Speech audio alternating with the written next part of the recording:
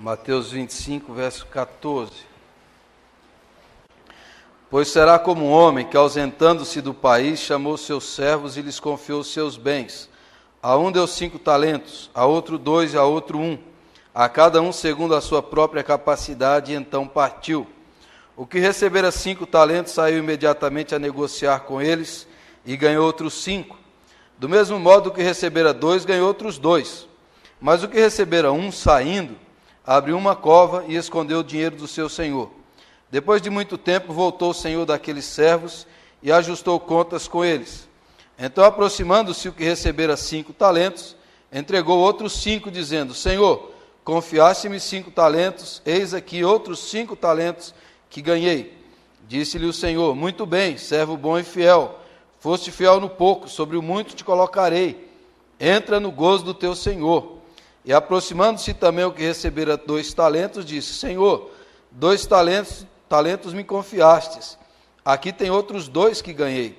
Disse-lhe o Senhor: Muito bem, servo bom e fiel. Foste fiel no pouco, sobre o muito te colocarei. Entra no gozo do teu senhor. Chegando por fim o que recebera 1 talento, disse: Senhor, sabendo que és homem severo, que ceifas onde não semeastes e ajuntas onde não espalhastes, receoso, escondi na terra o teu talento. Aqui tens o que é teu. Respondeu-lhe, porém, o Senhor: Servo mau e negligente, sabias que ceifo onde não semeei e ajunto onde não espalhei? Cumpria, portanto, que entregasse o meu dinheiro aos banqueiros, e eu, ao voltar, receberia com juros o que é meu. Tirai-lhe, pois, o talento e dai-o ao que tem 10, porque a todo o que tem se lhe dará, e terá em abundância, mas ao que não tem, até o que tem lhe será tirado. E o servo inútil, lançai-o para fora nas trevas, ali haverá choro e ranger de dentes. Amém. Eu quero ler esse mesmo texto em uma outra versão. Essa versão, a Bíblia foi publicada há pouco tempo, um pastor norte-americano, que fez uma tradução na linguagem contemporânea, é uma tradução nova e uma paráfrase da Bíblia no sentido de hoje. O que essas palavras teriam para hoje, o seu significado, se tivessem sido ditas hoje. Então eu quero que você acompanhe, isso vai ajudar você a entender melhor esse texto bíblico que nós vamos meditar hoje. Diz assim: O reino de Deus é também como um homem que saiu para uma longa viagem. Antes de partir, chamou seus empregados e lhes delegou responsabilidades. Ao primeiro deu 5.000 moedas, ao segundo 2.000, e ao terceiro 1.000, conforme a capacidade deles. Feito isto, partiu. Imediatamente o primeiro empregado começou a trabalhar e duplicou o investimento do patrão. O segundo fez o mesmo, mas o homem que recebera 1.000 moedas preferiu guardá-las num cofre. Depois de uma longa ausência, o patrão deles voltou e foi acertar as contas com os 3 empregados. O que havia recebido 5.000 moedas relatou que duplicaram o investimento. O patrão elogiou: Bom trabalho, você soube negociar. De hoje em diante será meu sócio. O empregado que recebera 2.000 moedas também conseguiu duplicar o investimento do patrão. E este o elogiou: Bom trabalho, você soube negociar. De hoje em diante será meu sócio. O empregado que recebera 1.000 moedas declarou: Patrão, sei que o senhor tem padrões elevados e detesta as coisas mal feitas, que é exigente ao extremo e não admite erros. Fiquei com medo de desapontá-lo, por isso guardei seu dinheiro num cofre bem seguro. Aqui está seu dinheiro, são e salvo até o último centavo. O patrão ficou furioso. Odeio essa filosofia de vida, que não aceita correr riscos. Se você sabe que sou exigente, por que não fez o mínimo que se podia esperar? O mínimo seria aplicar o dinheiro num banco. Haveria pelo menos um pequeno rendimento. Ele ordenou: pegue as 1.000 moedas e as entregue ao que arriscou mais, e tirem o senhor garantia daqui, lancem-no fora nas trevas exteriores. Amém. Você já deve ter descoberto que o pecado capital que eu vou pregar hoje é preguiça, né?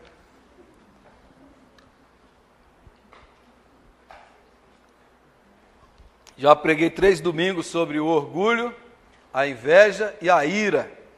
Não são pecados maiores do que os outros. Eu sempre tenho que explicar isso. O pecado capital entrou na espiritualidade cristã desde o quarto século, na teologia cristã, para apontar os pecados da alma humana que originam outros pecados. A palavra capital vem do latim, que quer dizer cabeça. Então são os pecados principais que nos habitam. Esses pecados geram outros pecados. Então, se você não ouviu os outros, tem aí no site da igreja, tem CD para você ouvir sobre esses 3 pecados anteriores. E o quarto pecado capital que eu quero ministrar hoje para vocês é o pecado da preguiça. E com certeza esse pecado, se você soubesse que eu ia pregar sobre isso, eu não contei para ninguém, você ia dizer assim, hoje eu não vou porque eu não tenho esse pecado. Esse deve ser pecado do pastor que é baiano. Isso é pecado da Bahia, porque nós, paulistas, o nosso pecado é o contrário, a gente trabalha demais, a gente corre demais. Então isso aí é coisa lá dos baianos, né? Que gosta de rede, de sombra, água fresca, essa coisa que faz parte aí da mentalidade de muita gente. Ó. Aquela piada do baiano deitado na rede, eu já ouvi 1.500.000 vezes, desde quando eu cheguei aqui. Todo mundo que sabe que eu sou baiano, deixa eu contar uma piada. Tinha um baiano deitado na rede. Aí falou, maninha, tem soro para veneno de cobra? E a mãe falou, tem não, filho. Por quê? Porque está vindo uma cobra ali, maninha. Isso já me falaram 1 milhão de vezes essa piada, né? De que o baiano é sossegado, é preguiçoso. Mas eu também fiquei sabendo outra piada boa também, só essa última piada de hoje. Diz que o baiano estava deitado na rede, sombra e água fresca, e o paulista todo suado, estressado, engravatado, passando, viu o baiano. E o paulista ficou com raiva, falou, ô baiano, você não sabia que a preguiça é pecado? Aí o baiano deu uma olhada e falou assim, e a inveja também, e a inveja também. Então esse é o pecado dos paulistas, a inveja também. Agora esse negócio que baiano é preguiçoso, esqueceram de avisar minha mãe, né? Alguém devia avisar para minha mãe isso, que ela precisava aprender essa coisa. Mas ao estudar esse assunto, inicialmente eu pensei assim, de fato as pessoas hoje estão cansadas de tanto trabalhar, muitos estão estressados. De fato parece que não tem nada a ver com a vida moderna. Mas ao estudar esse assunto eu cheguei à conclusão que todos nós hoje aqui poderíamos ser classificados como preguiçosos. Porque a preguiça entrou na espiritualidade cristã como um pecado capital, porque ela aponta principalmente para a preguiça da alma. É um estado de indolência espiritual, mental, é a prostração, é o desânimo, é a melancolia, é aquela pessoa que desistiu de buscar a Deus, de buscar a verdade, de buscar o que é bom, de buscar o que é belo. É o estado existencial da alma que está estagnada. É uma apatia existencial. É um torpor, como eles diziam. É uma torpeza da alma. É aquela alma que está desanimada em descobrir o significado da vida, as questões espirituais. É um desânimo existencial. É uma atitude em relação a Deus e à vida que demonstra que a pessoa não tem interesse, não tem busca, não tem iniciativa por essas coisas. Então a preguiça é considerada um pecado capital, porque é basicamente a preguiça da alma. E se nós formos pensar um pouco, todos nós somos preguiçosos espiritualmente. Todos nós temos uma letargia para as coisas de Deus. Todos nós somos rápidos para ganhar o nosso pão, para conseguir isso e aquilo, mas naquilo que se refere a Deus, a sua causa, o seu ministério, o propósito de Deus para a nossa vida, nós somos mais lentos, mais acomodados, mais parados. E é por isso que esse pecado é considerado um dos principais da alma. E esse texto de Mateus que eu escolhi, mostra a história de um homem assim, essa parábola.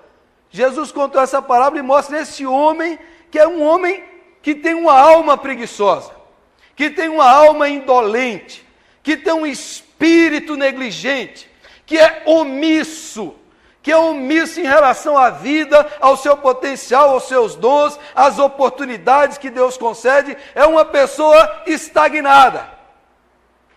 Essa parábola aqui nos mostra esse homem, o terceiro empregado que recebeu 1.000 talentos, 1.000 moedas, que recebeu aquilo ali, aquela responsabilidade, é um homem assim. E o que é a preguiça? Como é a alma preguiçosa? Esse texto mostra. Em primeiro lugar, a alma preguiçosa, ela tem uma visão errada de Deus.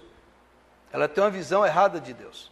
Você não sabe se esse homem está sendo sincero na sua fala, ou ele está falando isso por causa da preguiça da sua alma. Mas ele chega diante do Senhor e diz assim: eu sei que o Senhor é um homem duro.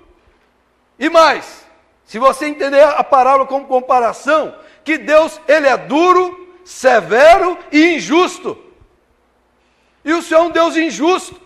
O Senhor colhe onde não plantou. O Senhor tem padrões elevados demais. O Senhor cobra demais. Então, essa visão errada de Deus, e basicamente uma visão negativa de Deus, gera uma visão negativa da vida.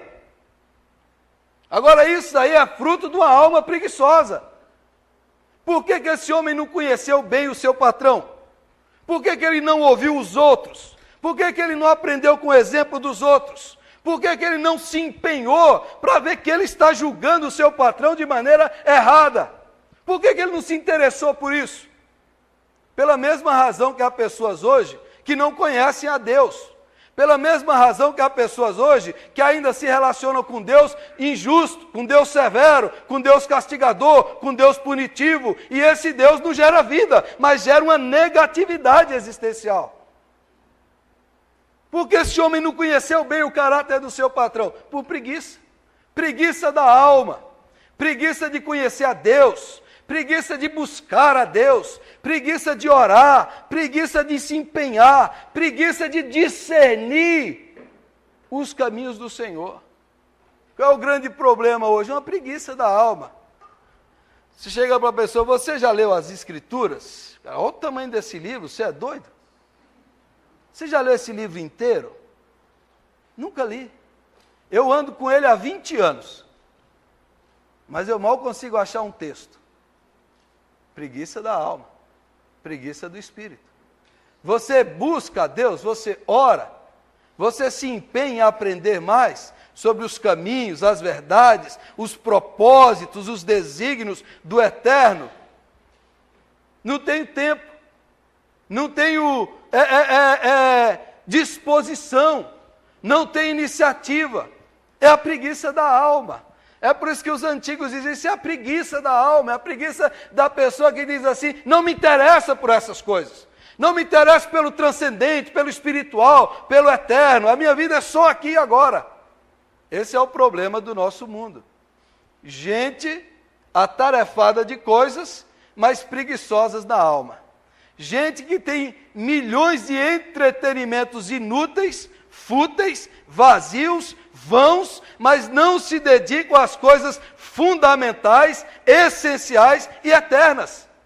Gente que vem à igreja e não presta atenção, e não medita na Escritura. Gente que não se empenha.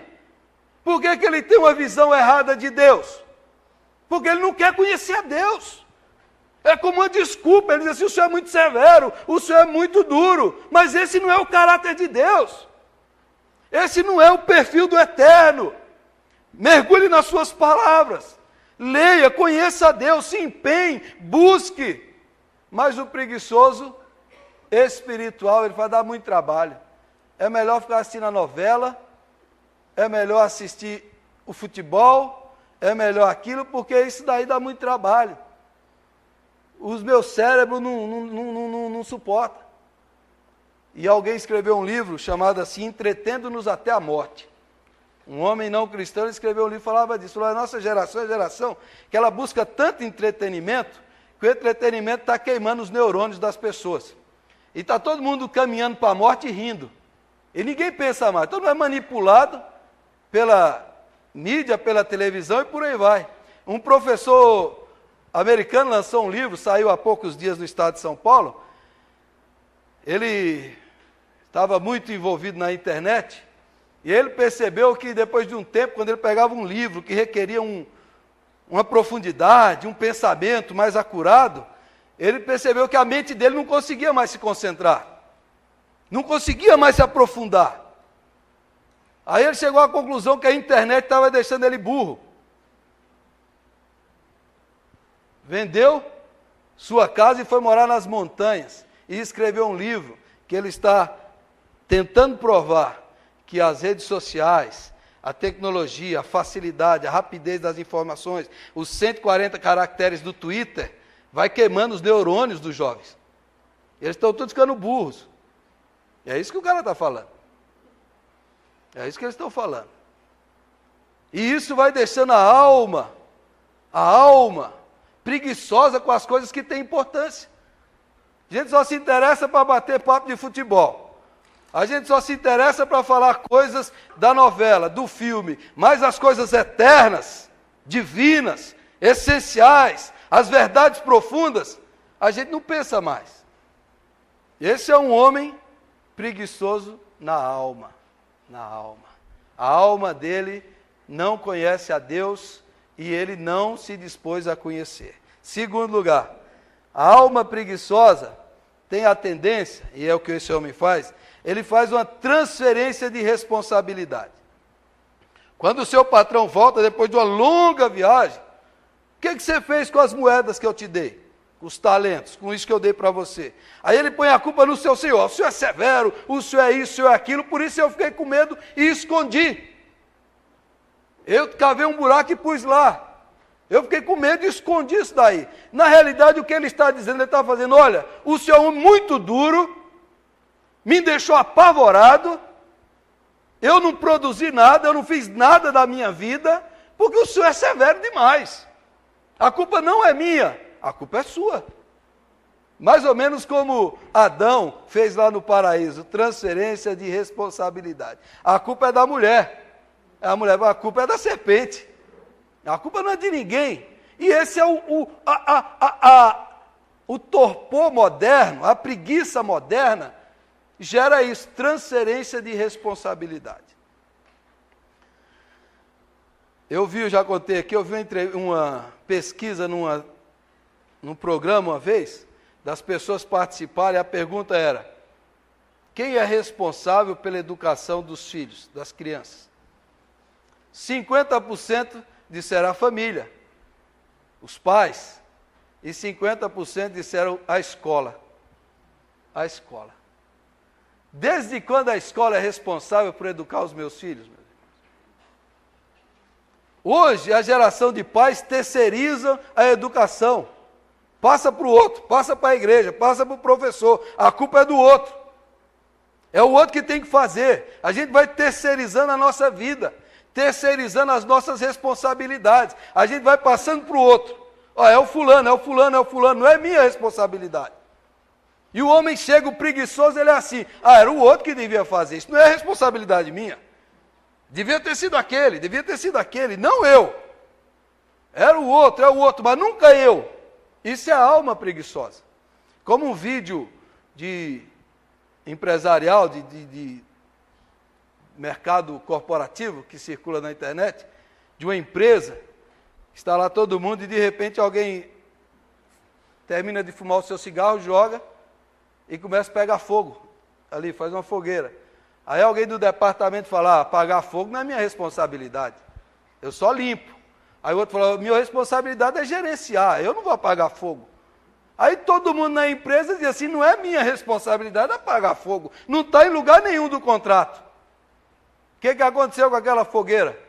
Queimou a empresa. Pegou fogo em tudo, porque a responsabilidade não era de nenhum deles. Essa é mais ou menos a ética, o comportamento da alma preguiçosa. Transferir, transferir e transferir. Cada vez mais o ser humano moderno está transferindo responsabilidades. E isso, no nosso meio cristão, eclesiástico, é um problema. Porque, de maneira geral, o crente normal, assim, da igreja, ele transfere quase tudo para o pastor. Você sabia disso ou não? Às vezes eu acho que o pastor é que mais atrapalha o crescimento de uma igreja. Às vezes eu acho que o pastor é que mais atravanca o desenvolvimento das pessoas. Por exemplo, na Etiópia, final da década de 80, o comunismo tomou conta da Etiópia e ficou no poder durante 10 anos. Naqueles 10 anos, os comunistas prenderam os pastores e mataram alguns, e fecharam as igrejas cristãs. E 10 anos o comunismo ficou no poder. Quando derrubaram o comunismo, e a igreja ganhou liberdade, a igreja tinha crescido 5 vezes mais.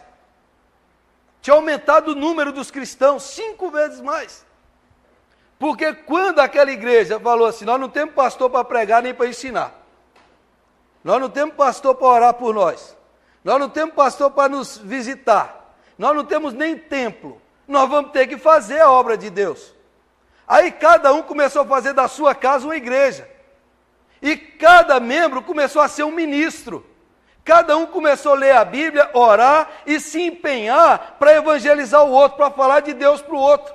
E cada um assumiu a sua responsabilidade como cristãos. 10 anos depois a igreja cresceu.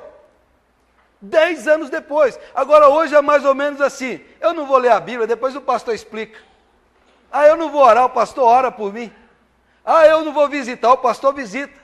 Ah, eu faço. Eu faço isso com o maior prazer, mas Deus nos colocou como um corpo de ministros, onde cada um tem uma função, um dom, um ministério, e todos têm que funcionar, todos têm que realizar o ministério. Se você não realiza o ministério, você não cresce, você não avança, você não progride na sua fé, na sua comunhão, porque você vai ficando estagnado, acomodado, você se acomoda de só receber e não faz nada. Você já percebeu isso ou não?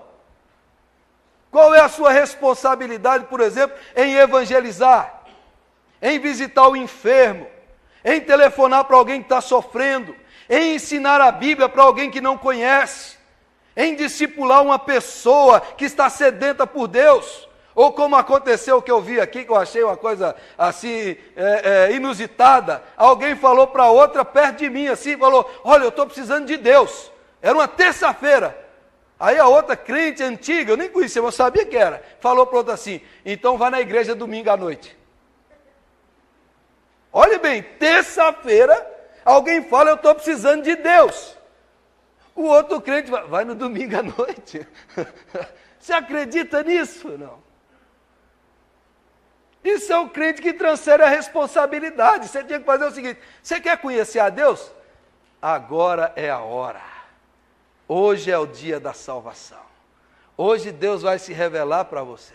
Hoje eu vou ler as Escrituras, o Espírito vai falar com você, Jesus vai entrar na sua vida porque Jesus habita em mim. Eu vou orar por você e você vai saber quem é Deus de verdade. Amém? É assim que deveria ser, mas a gente vai transferindo a responsabilidade e vamos ficando preguiçosos na alma, preguiçosos no espírito, preguiçosos nas disciplinas espirituais, preguiçosos. Na linguagem de Hebreus, pelo tempo já deviam ser mestres, mas ainda são como bebês recém-nascidos.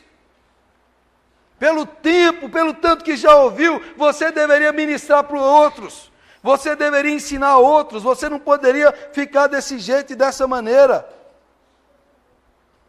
Às vezes é assim, a pessoa fica transferindo. E aí, Provérbios 26, 16 diz assim, mais sábio é o preguiçoso a seus próprios olhos do que 7 homens que sabem responder bem. Ou seja, o preguiçoso, ele não faz nada, ele não contribui com nada, e ele acha que ele ainda é sabido. Ele ainda acha que ele é o bom, ele ainda acha que está fazendo. Mas ele está transferindo para outros. Marido, você que está hoje aqui, olhe bem para mim aqui, você que é marido. Quem é que ora para os seus filhos? Quem é que lê a Bíblia com os seus filhos? Quem é que chama para vir para a igreja? É a mulher? Quem é que faz isso na casa? Responsabilidade sua. Você que é o marido, que é o pai. Você tem se empenhado em crescer no conhecimento de Deus?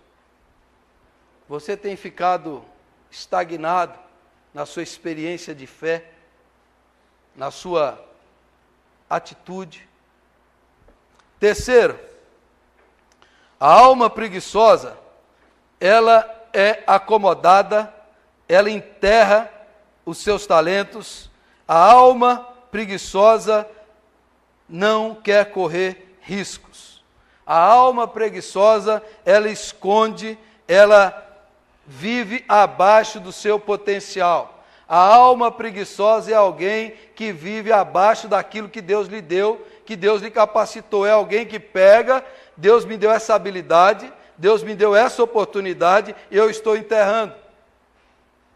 Pastor, o que significa esses talentos? Talento aqui não é apenas um dom. Talento é tudo que Deus nos dá. Você tem um diploma universitário? Você teve a oportunidade de fazer um curso, ter uma profissão? Você tinha que servir a Deus nessa profissão. Você tem filhos, você tem tempo, você tem recursos, você tem uma mente sã, você tem uma Bíblia, você tem uma casa, você tem um marido ou uma esposa, você tem saúde plena. Tudo é o que Deus está nos dando e está dizendo: olha, isso daí é para você multiplicar, isso daí é para você fazer crescer, abençoar. O trabalho não é apenas o trabalho produtivo, mas o trabalho espiritual, de abençoar pessoas, de ensinar os outros, de ajudar, de transmitir o evangelho àqueles que não conhecem. Aquele homem, ele é preguiçoso, pegou as 1.000 moedas e enterrou. E diz que a viagem foi longa. O que ele fez naquela viagem? Nada. A viagem foi longa do seu patrão, e ele ficou lá com o tesouro enterrado, sem fazer nada, acomodado, parado, estagnado. E na tradução que eu li, diz que ele não quis correr riscos. Servir a Deus, servir o Evangelho, servir a igreja, amar a Deus, é você se entregar. Andar em fé é correr riscos. Jesus falou: quem segura a sua vida vai perdê-la, e quem se dá, quem se entrega, é que ganha a vida. Se Deus lhe deu um potencial, use o máximo para fazer o bem. Se Deus lhe deu uma oportunidade, use isso para os outros.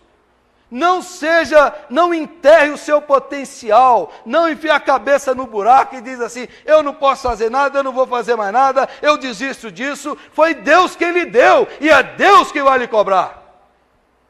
Foi Deus que colocou na sua mão, e é Deus que vai cobrar, não sou eu. Deus vai cobrar de mim. O que eu fiz com o que Ele me deu? O que eu fiz com as oportunidades que Ele me deu? Mas Ele vai cobrar de você. O que você fez com o que eu te dei? Com o tempo, com a vida, com a saúde, com os bens, com os filhos, com os recursos, com a inteligência, com a oportunidade, com a habilidade, com os cursos que você fez. O que você fez com isso? Ou você viveu abaixo do potencial, ou você viveu abaixo daquilo que Deus deu para você fazer.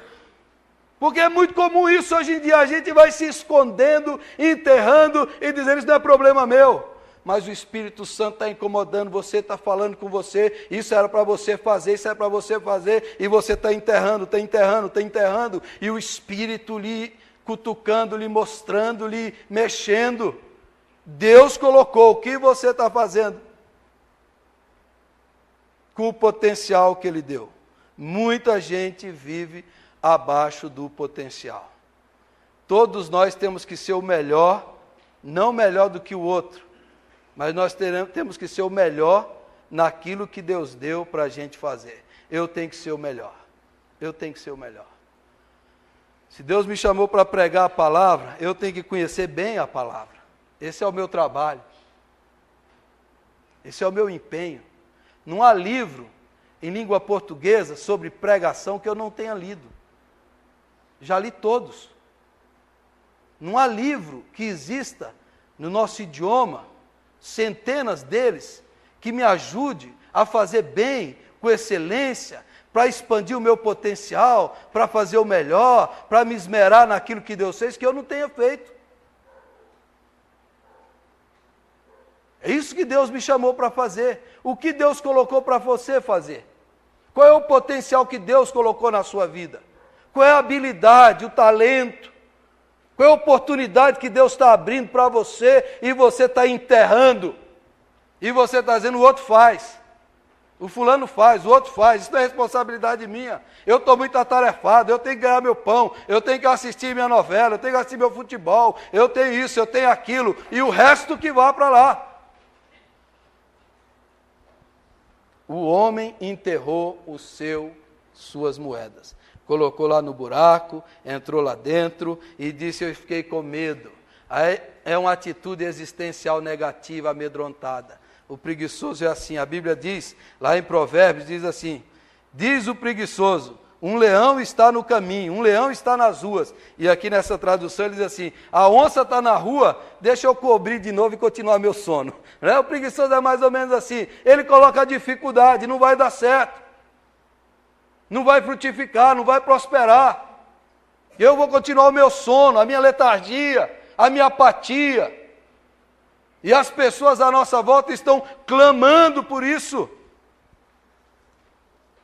Um dia, quando eu dava aula na faculdade sul-americana lá de Londrina, vou fazer uma semana de estudos, convidamos uma socióloga famosa, doutora, pós-doutorada em ciências sociais, doutora Alba Zaluar. E ela foi lá dar uma palestra, e antes da palestra um professor foi fazer o devocional, abriu a Bíblia, 1 Coríntios capítulo 13, leu, fez uma oração. Quando ele terminou de orar, aquela mulher estava em lágrimas, chorando. Falou, que texto lindo, que palavra bela. Eu vi aquilo ali, aquela mulher chorando, eu falei, meu Deus, eu estou numa igreja que a gente vai decorando a Bíblia, sabe esse texto de cor, o nosso coração vai se empedrando, vai se endurecendo, e a gente não percebe que tem gente do nosso lado que tem muito conhecimento científico, mas a alma está vazia do amor real, e a gente vai se fechando, vai enterrando, vai fechando dentro de nós mesmos, e as pessoas à nossa volta clamando por amor, clamando por Deus, clamando por bondade, clamando por Jesus, pelo Evangelho, e nós estamos enterrando o nosso potencial, o nosso dom, o nosso talento, sem multiplicar isso tudo para os outros. Sem fazer isso ser bênção na vida dos outros. Sem fazer nada. Enterrando o dom e o talento que Deus nos deu. Por último, o Senhor da história diz que a alma preguiçosa, que aquele homem, ele é mau e negligente. O preguiçoso é mau. É mau. Por isso que a preguiça é um pecado. Ele só pensa nele, ele só se interessa por ele.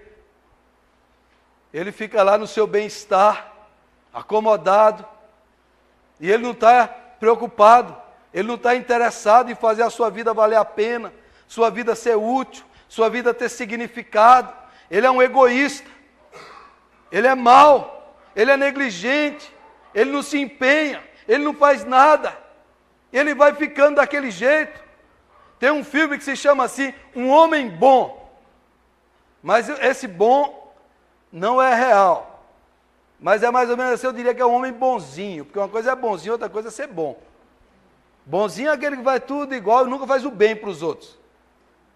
Bonzinho é que passa a mão na cabeça e não transforma o caráter. Deus é bom, nunca bonzinho. Quando ele tem que dar paulada, ele dá, mas é para o seu bem. Então Deus não é bonzinho, mas tinha um filho de um homem bonzinho. No tempo do nazismo, começou a prender pessoas à sua volta, começou a matar judeus, e ele podia fazer algo, não fez nada. Pô, não estou fazendo mal para ninguém, não é culpa minha, não é culpa minha. E a história vai mostrando até o ponto que ele é responsável pela morte dos outros. Ele foi se apegando ao seu cargo, ao seu emprego, que chega um ponto que a culpa da morte dos outros é dele, porque ele se calou, ele se omitiu, ele não falou nada. Era o que o Martin Luther King dizia lá nos Estados Unidos, no tempo da segregação racial. Ele falou assim, o que me preocupa não é a gritaria dos maus, é o silêncio dos bons. O que me preocupa são os pastores brancos que não fazem nada pela causa da justiça. É isso que me preocupa, porque não está mexendo com eles, não se importa, não tem nada a ver comigo. A omissão, quando você sabe que deve fazer o bem e não o faz, você está pecando. Você está pecando. Quando alguém à sua volta está precisando, você cala, você está pecando. Você se omite, você está pecando.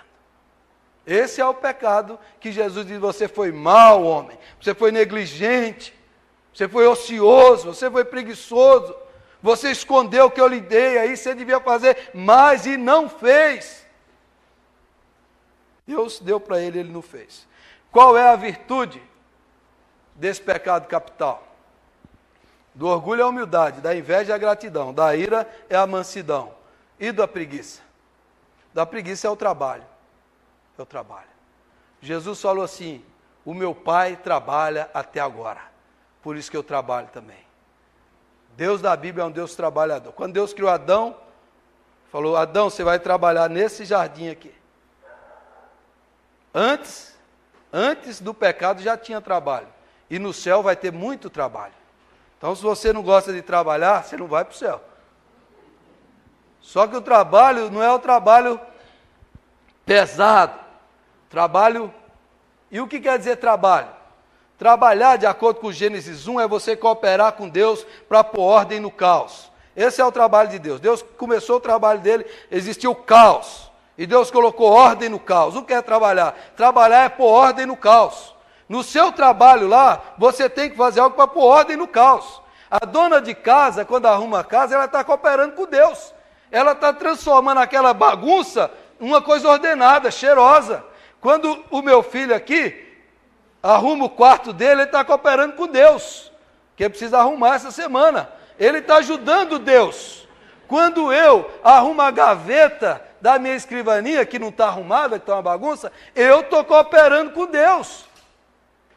Onde tem gente sofrendo, a vida está desgovernada, desregrada, perdida, e alguém coloca ordem, consegue colocar ali paz, bênção, você está cooperando com Deus. Esse é o trabalho de Deus nesse mundo.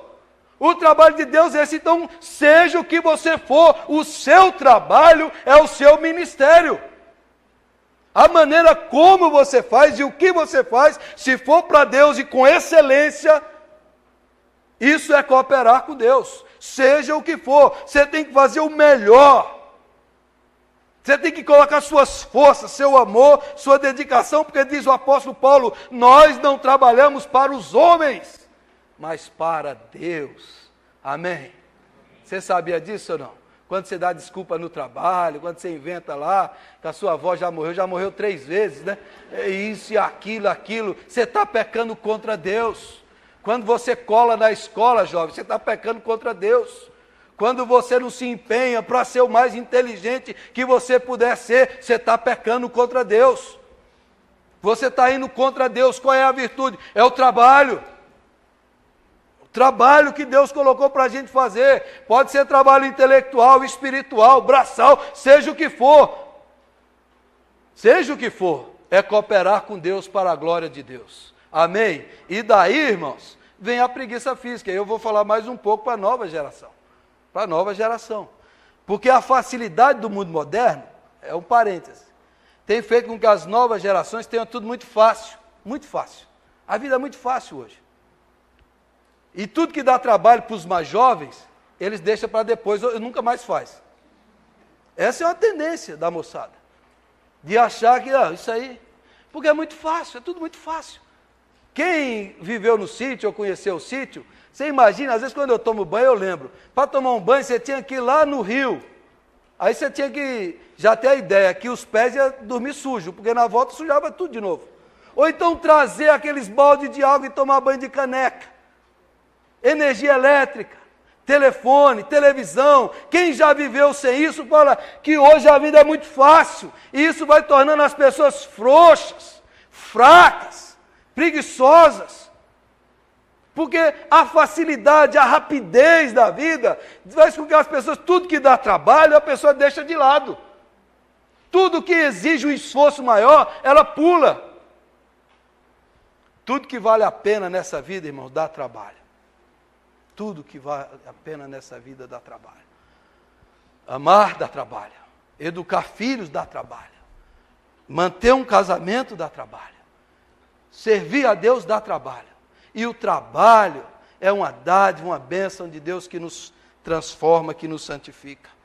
É a virtude que você tem que trabalhar. Você tem sido melhor no seu trabalho? Você tem feito com empenho, com dedicação, com excelência, não para homens, mas para Deus? Você tem feito o máximo para que o seu potencial multiplique e você seja útil para outras pessoas? Você tem postergado, tem transferido, tem negligenciado, tem procrastinado, tem deixado para depois, tem passado para outro? A responsabilidade é sua em nome de Jesus. Eu quero desafiar você hoje a falar: eu vou trabalhar, eu vou me empenhar, eu vou trabalhar na obra de Deus, eu vou fazer do meu trabalho um ministério, eu vou ter um trabalho excelente, excelente, eu vou ser o melhor naquilo que eu faço, não melhor do que os outros, mas eu vou ser o melhor naquilo que Deus me deu para fazer. O homem que recebeu 5 talentos ficou grato pelo que recebeu e disse que imediatamente ele foi, trabalhou, negociou e ganhou outros 5. Aquilo que Deus nos deu, multiplique na vida dos outros, multiplique na vida dos seus filhos, multiplique nos seus amigos, multiplique, faça com excelência para a glória de Deus, para a glória de Deus. O Billy Graham, o grande evangelista, escreveu um livro sobre os dons, e ele falava assim que ele tinha um tio, um homem muito simples, que não teve estudo, mas ele falou: aquele meu tio, lá no céu, com certeza ele vai estar na minha frente lá. O Billy Graham, que era o mais famoso evangelista do século, porque eu tive toda a fama, todo o reconhecimento, todo o meu aplauso, mas o meu tio, ele não tinha muitos dons, ele sabia limpar o terreno da igreja, ele capinava, ele capia tudo ali, e ele ia, toda vez, não tinha ninguém que fazia aquilo melhor do que ele, e fazia com o amor que ele fazia. E todos que viam aquilo ficavam impressionados com o amor e a dedicação daquele homem. Se Deus te deu uma coisa pequena ou uma coisa grande, faça com excelência, com amor, para a glória de Deus. Amém.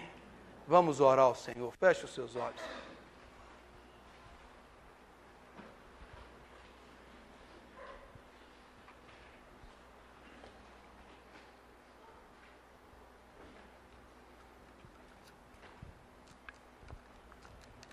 O que você está negligenciando na sua vida?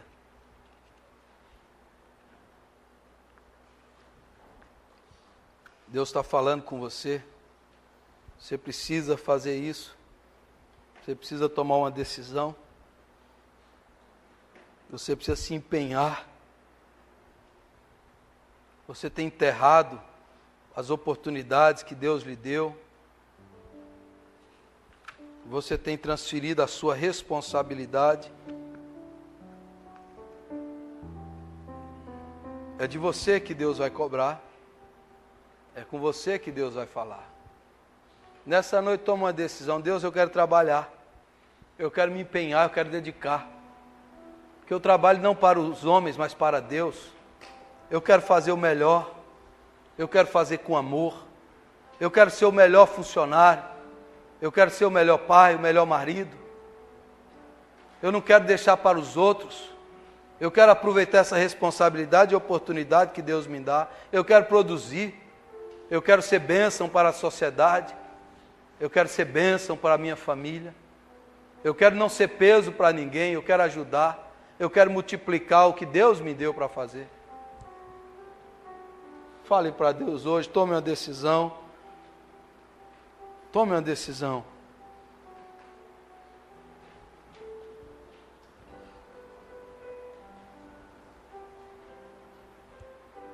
Espírito Santo de Deus, esteja agindo em nossos corações nessa hora, meu Pai. Perdoa os nossos pecados. Somos lentos, somos apáticos, somos negligentes. Ó Deus, somos indiferentes. Somos duros de coração, somos egoístas, somos preguiçosos na alma, Senhor. Mas nessa noite, perdoa-nos, ó Deus. Perdoa-nos, ó Pai, a nossa indiferença. Perdoe-nos, ó Deus, sermos acomodados, enterrarmos os nossos talentos, os nossos dons. Pai amado, nos perdoe e nos dê agora essa consciência de que nós trabalhamos para o Senhor, de que nós fazemos com excelência, de que nós fazemos com amor, de que nós precisamos nos empenhar, nos dedicar, sermos determinados, ativos, proativos, animados, úteis, abençoadores, que nós possamos correr riscos e nos dar e nos entregar e dar o nosso amor para as pessoas e dar nossa vida para o bem dos outros. Ajude-nos, ó Deus, a termos sede e fome de justiça. Ajude-nos, ó Deus, a termos sede das coisas de Deus. Tira-nos, ó Deus, dessa vida medíocre, dessa vida acomodada, preguiçosa, dessa vida sonolenta, dessa vida egoísta e miserável. Tira-nos disso, Senhor, por favor. E dá-nos um coração amoroso, compassivo, apaixonado, Jesus, que ama apaixonadamente, que faz o trabalho com empenho, com esforço, com esmero, com dedicação, com excelência, porque nós não trabalhamos para homens, nós trabalhamos para o eterno. Aleluia, Senhor. É o eterno que nos deu, é o eterno que nos fez ser pais, ser mães, é o eterno que nos deu filhos, que nos deu profissões, que nos deu cursos. Deus, dá-nos, Senhor, uma vida que faça jus ao potencial que o Senhor nos deu. Faz-me ser o melhor pai, o melhor marido, o melhor pastor que eu puder ser, meu Pai. Faz cada um aqui ser o melhor discípulo dentro do seu potencial e da sua capacidade. Deus, que cada um aqui no seu trabalho seja uma luz, seja uma bênção. Que na sua profissão, no seu afazer, no seu lar, cada um faça, Senhor, de maneira maravilhosa o seu trabalho. Que os outros vejam em nós um espírito excelente, em nome de Jesus. Expulsa agora da nossa alma, meu Deus, a preguiça, o desânimo, a melancolia, a apatia. Expulsa da nossa alma, Senhor, esse torpor existencial e nos aquece com o fogo do Espírito Santo. E nos aquece, meu Pai, para sairmos daqui animados e determinados a trabalhar em Deus e para Deus. Que seja assim, meu Deus, na vida de cada um. Tira todo espírito e mentalidade preguiçosa, demoníaca, do nosso meio, do nosso coração. Pessoas que estavam enterrando seus talentos, seus ministérios, que hoje seja noite de restauração, meu Pai. Sonhos que caíram por terra, que hoje seja noite de restauração. De projetos que estão engavetados, de planos e de sonhos que estavam, ó Deus, esquecidos, que essa noite o Espírito traz à tona, traz ao coração, que o Senhor levante aqui pessoas que vão estudar, trabalhar, se empenhar, serem úteis na obra de Deus e para o bem da sociedade, para o bem desse mundo, para o bem do próximo. Que nós sejamos bênção nessa cidade, meu Deus. Bênção em nome de Jesus. Amém e amém.